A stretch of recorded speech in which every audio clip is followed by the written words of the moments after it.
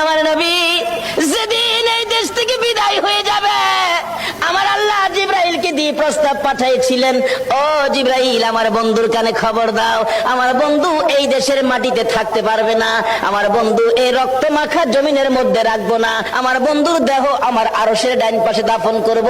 জিবরাইল খবর নিয়ে ডাকতেছেন, হুজুর আল্লাহর সালাম গ্রহণ করুন। আমি জিবরাইলের সালাম গ্রহণ করুন। আল্লাহর নবী গো, আপনার দেহ মুবারক আল্লাহর আরশের ডাইন পাশে দাফন হবে, আপনি খুশির সহিত কবুল করুন। আমার নবী কোনো কথা কয় না, দুইটা চোখের পানি ঝরঝর করে ছাড়তেছে। জিবরাইল বলেন, ইয়া রাসূলুল্লাহ, এত সুন্দর প্রস্তাব নিয়ে আসলাম, কোনো কথা কন না, খালি কাঁদেন কেন জানতে চাই। আমার নবী বলেন, জিবরাইল রে, তোমার জন্য খুশির খবর হতে পারে, আমি খুশি হতে পারলাম না। কেন পারলেন না? রে জিবরাইল, আমার দাফন আল্লাহর আরশের ডান পাশে হবে, আমি জানতে চাই আমার গুনাহগার উম্মতের দাফন কই হবে রে?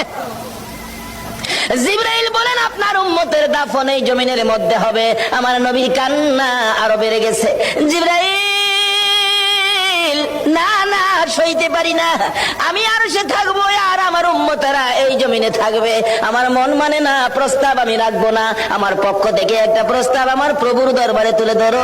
জিবরাইল রে, আমার গুনাহগার এতিম উম্মতেরা যেই জমিনে থাকবে, আমি নবী আর সে যাব না রে, আমি আমার গুনাহগার উম্মতের পাশে সেই জমিনের মধ্যে শুয়ে থাকবো।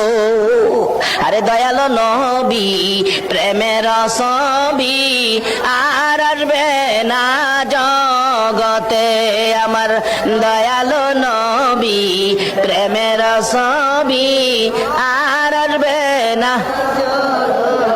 হাসর দিনে উম্মত বিনে, হাসর দিনে উম্মত বিনে যাবে না নবীজি বেহেশতে। দয়ালো নবী, প্রেমের ছবি আর আসবে না জগতে, আমার দয়ালো নবী, প্রেমের ছবি